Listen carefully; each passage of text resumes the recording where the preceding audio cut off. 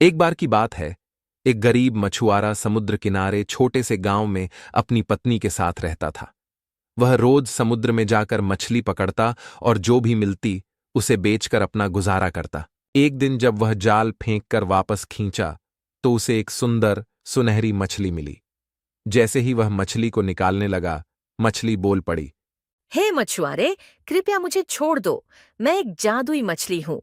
अगर तुम मुझे आजाद कर दोगे तो मैं तुम्हारी एक इच्छा पूरी कर दूंगी। मछुआरा बहुत हैरान हुआ, पर उसने दया दिखाते हुए मछली को छोड़ दिया और कुछ नहीं मांगा।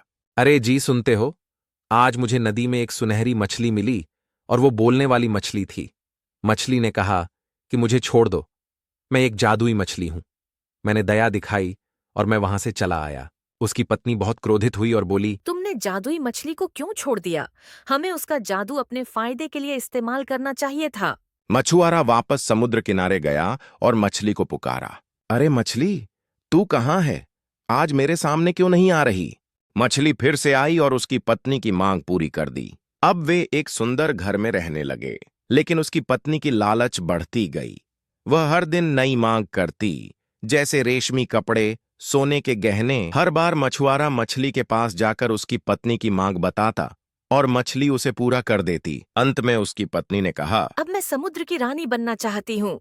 मछुआरा वापस समुद्र किनारे गया और मछली को पुकारा।